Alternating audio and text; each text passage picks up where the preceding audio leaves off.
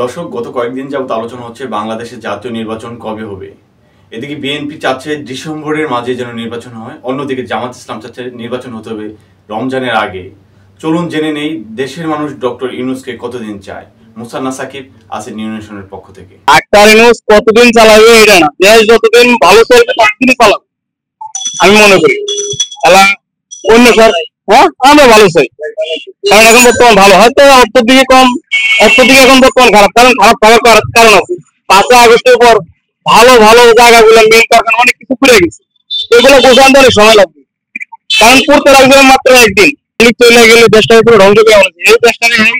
আমলে কিন্তু চলে গেছে, কিন্তু এই দেশটাকে আবার মোটামুটি পূর্ণ মানে ভালোভাবে যেভাবে চলে মানুষ চলতে এভাবে দাঁড়া করাইছে দেশটা। তাহলে ডাক্তার ইউনূস থাকুক, আমি বলি আরো আরো কয় বছর থাকুক, তারপরে তো নির্বাচন। আর যারা নির্বাচন চাইবে তাদের তাদের ছাত্র জন্য তাকে হিসেবে শ্রদ্ধা করি, যথেষ্ট শ্রদ্ধা করি। তার কাছ থেকে আশাও করছিলাম আমরা অনেক বেশি, কিন্তু সেই অনুপাতে কিছু করতে পারে।